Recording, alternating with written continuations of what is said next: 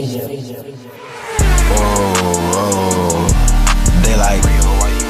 like. What's up, y'all? This Relly all back on another video. Yes, son. Today we gotta talk about the Cleveland Cavaliers and talk about why we need to relax on Caris LeVert. But before we get into that, I need you to smash the subscribe button. If you're already subscribed to my channel, share it to somebody who ain't subscribed, because with y'all I know I can get there. And when y'all are done with that, I need you to hover over to the like button and smash that too, so we can tell the YouTube algorithm to share this video with the world. But with all that being said, though, we gotta talk about the Cleveland Cavaliers and also explain why I'm not using clips from last night's game. Also, y'all, I need y'all to be patient with me because my head is extremely hurting, right? And it's been hurting for a couple of days. I do not know why, which is why I haven't been posting as frequently as I have, because did want to do a live stream last night, but that's a whole nother story. But like I said, let's start off with why I can't use those clips. Is because NBA Broadband is killing us, man. It's killing me particularly because every time, like, even though in the past I've been able to wiggle around it, now they just saying it doesn't even matter. So they've been a little difficult right now. They've been really difficult. So it's making it really hard to really commentate on content when I need that content to talk about what I'm talking about. You get what I'm saying? But all right, yeah, let's talk about the Cavs, right? Forget Broadband. Let's talk about the Cavs, right? I've been noticing people was a little bit panicky when it comes to Caris LeVert. Do I think it is necessary? Absolutely not. This is why I do believe when I say everybody relax, I really mean that, because right now Caris LeVert has only played 2-3 games, right? And how fast do you expect him to understand a playbook? Like, don't get me wrong. Yes, it is things that is suspicious and should be suspicious to Cavs fans. Don't get me wrong, but he's coming off the bench, which is an adjustment for him, and then he has to learn a whole new system, right? And with all of those factors, we gotta really judge him after the All-Star break, where you can really see how he's adjusted, you know. And with all the moving parts that we have on the Cleveland Cavaliers, it's tough, you know what I mean? Like, it's really tough for him. And usually I don't give a lot of players excuses. Y'all know that. Like, I'm pretty critical, but I just don't see us being critical on Caris LeVert right now. Like, as soon as we and I seen somebody on Twitter, I know he eventually said, he was tweaking and that maybe he shouldn't have said it. He was just a little angry at how the Cavs handled the games against the Hawks, which is understandable. But you gotta understand though, like, just relax. Like, the Cavs has been overachieving all season, and they've been showing the league that they are a dominant and sustainable and consistent team, right? And because of that, we have to just give them time to grow, develop, which is what they've been showing us. They've been telling us, hey man, stop counting us out, we're gonna show you. And this is why I do believe JB Bickerstaff, as well as the team, is going to get Caris LeVert acquainted to the roster, which they have shown with all the other players they have. They showed with Rondo, they showed with Rubio, you know what I mean?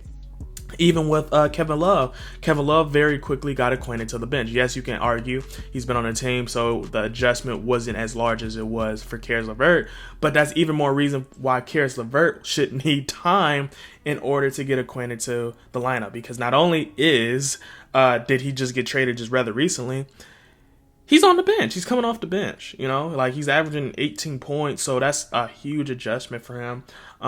Yes, which I think for anybody that would be a huge adjustment for him. So we just got to give him some time, right? Now, in regards to that Cavs game, I think it's things we could have done better, particularly on the defensive end.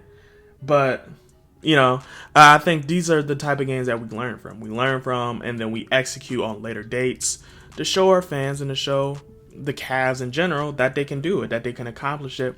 And I do think this is something the Cavs, I don't know why I say Cavs, the Cavs will accomplish down the road. Like, I do think this is more so a long-term development than it is short-term, and you can tell by the young guys we have. Everything's going to be all right, guys. Trust me, everything's going to be all right. They have proven to us that everything's going to be all right, and they're going to learn from it. They're going to learn from their losses, their wins, and they have a very great coach that disciplines them in JB Bickerstaff, that allows them to not only to grow, but to understand what they did wrong and their mistakes. And we just got to give them time. We just got to give them time, guys.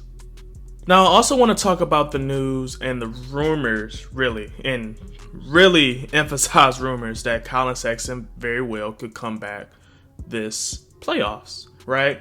And before I say that, I do want to mention that I do want to talk about this topic tomorrow, so do expect a video Thursday, right? Expect a video Thursday, if not, expect it Friday, but I do want to talk about Collin Sexton this week, so do expect a video at the very least this week, right? With that being said, though, we've been hearing rumors that Collin Sexton very well could play in the playoffs, right? Even though, we hear the news, the confirmed news that Collin Sexton was supposed to be out for the remaining of the season, right? Now, what gets that a little weird, or makes that kind of tough, or just makes that a lot of speculation, is that, do I believe the Cleveland Cavaliers is going to gamble, or do I think the Cleveland Cavaliers understand that this injury wasn't truly expected to be a season-ending injury, assuming we didn't make the playoff? And I think that may have been the mindset, because you got to think Collin Sexton got hurt early, right? I think it was like 11 games in when he got hurt for the season. So when you have an injury like that, the team in general just didn't think the Cavs was going to make it. They thought they was going to be more competitive, but not to this extent, right? And now that we're at this point, we're winning.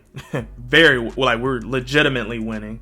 And a lot of these teams understand that we're a threat. I can see why Kobe Altman just wants to get Collin Sexton on the floor for the experience, so he can understand how to win with these young guys, because he don't want a situation where, like Boston, where even though Kyrie was a little older, where when they made it to the conference finals and Kyrie came back, they just did not respect Kyrie Irving to that extent, because they just didn't feel like they needed him. You know what I mean?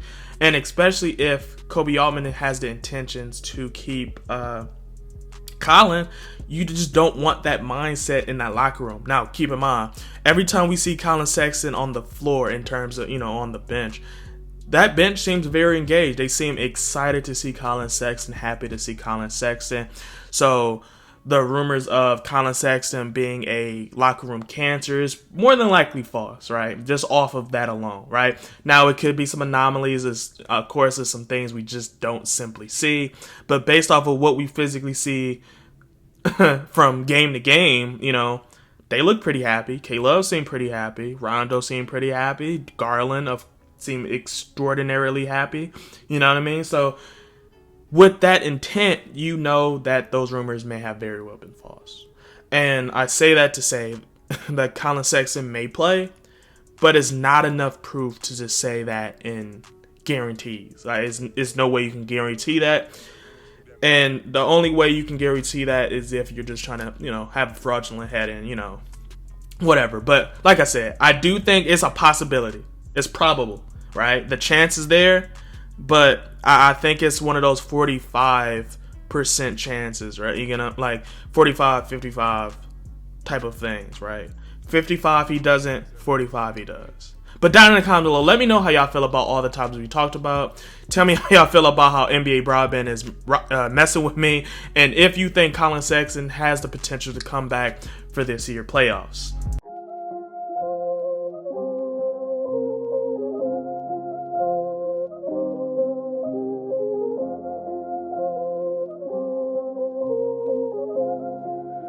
That's Atlantis with that money.